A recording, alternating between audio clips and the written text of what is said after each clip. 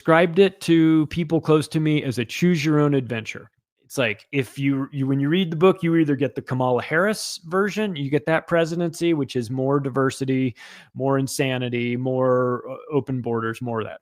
We didn't get that. We got a different one. Is it better? No, it's just different. It's Trump using his technocrats to start World War III in the Middle East, following the lead of Israel. It's like, which do you prefer? It's like, God, I mean, maybe the tranny story time. At least it won't be World War III. So I'm very skeptical of Trump for obvious reasons. He's a pathological liar, but he's entertaining. He's the funniest president ever. And that counts for something, because this is a clown show. And so you've got to kind of enjoy as the George Carlin quote, when you're born in this world, you get a ticket to the circus. When you're born in the United States, you get a front row seat. So that's how I feel right now. Right, folks, we're halfway through our interview with Charlie Robinson.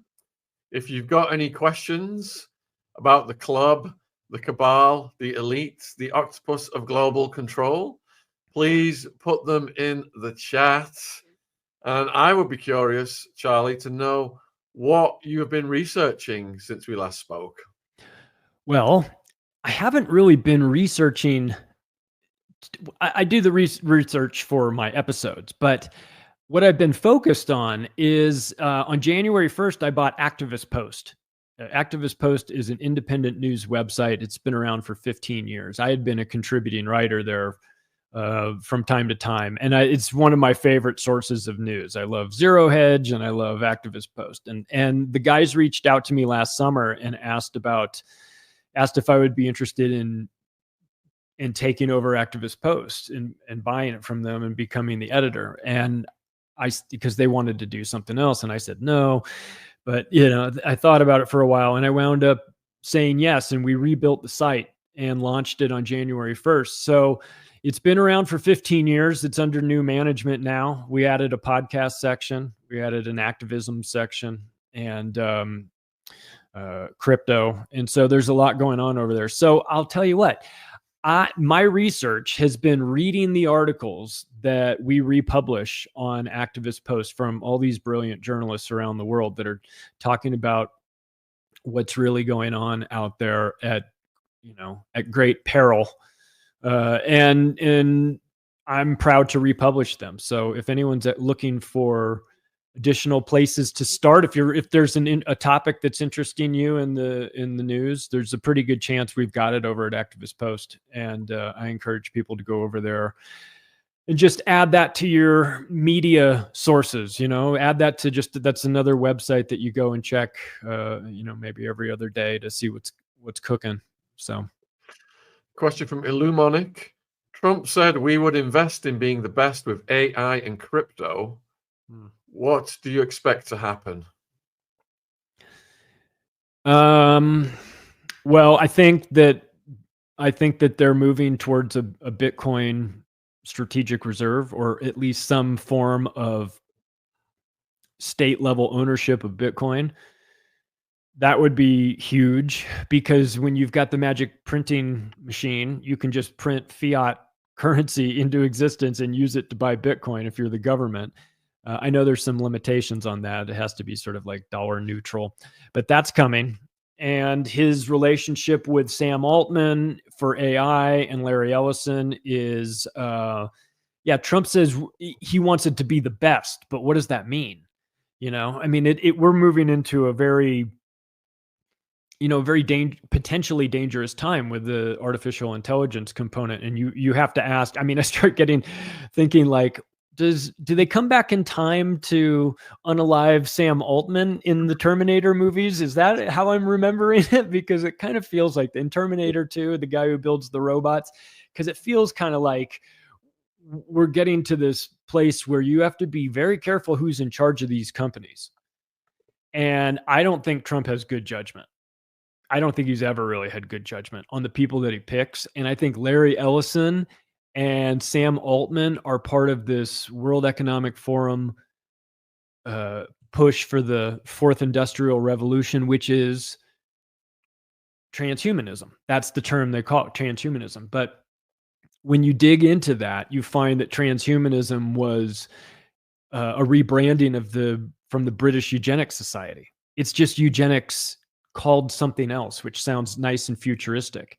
And these guys are part of this. So when you know that transhumanism means depopulation, and you see the same guys, Sam Altman, Larry Ellison, all these guys that are part of the club that are working towards transhumanism, you have to get clear on what that really means. So I'm extremely concerned about the people. I think they're effective. I mean, I think that's the problem, is that Larry Ellison and Sam Altman and Elon Musk are very good at what they do, building these companies and taking these technologies and scaling them up and working on, and they're great at what they do. That's almost the problem of the Trump administration, is that he's got some really dangerous technocrats in there that have a vision of, let us help you run the government with this artificial intelligence. You don't need all these people at the IRS. You don't need you want to doge the United States and close out all these departments. Great, because it doesn't matter if those people are gone. We can use our AI to do the work of all those people you just got rid of. And then you go, oh, that sounds amazing. The problem is it centralizes the control into the hands of these people, and they have the discretion to make some rather large decisions in America in general, but I think in the world as a whole.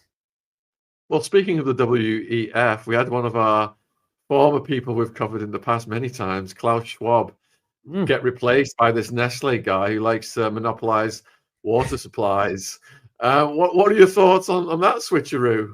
I mean, it's straight out of central casting too. They have to make the guys look like preposterous Bond villains. It's just, I was going through this meme collection that I had on this computer I just turned back on, and there was a picture of Klaus Schwab dressed in like his big black, like Darth Vader, and it said, if only there was a way we could tell who the super crazy villains were, and I thought, exactly. And you see the Nestle guy, and the Nestle guy looks like a total freak, and he's the guy that thinks water is a privilege, and you go, let's not put that guy in charge of this. But this is where psychopathy is rewarded in these structures.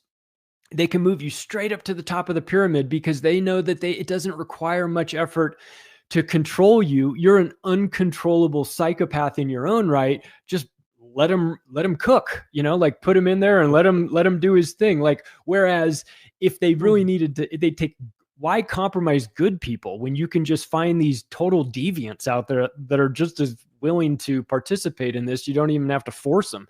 So you see the Nestle guys, and it's unfortunately, I think that they're going to try and sell transhumanism through the World Economic Forum as this upgrade to humanity.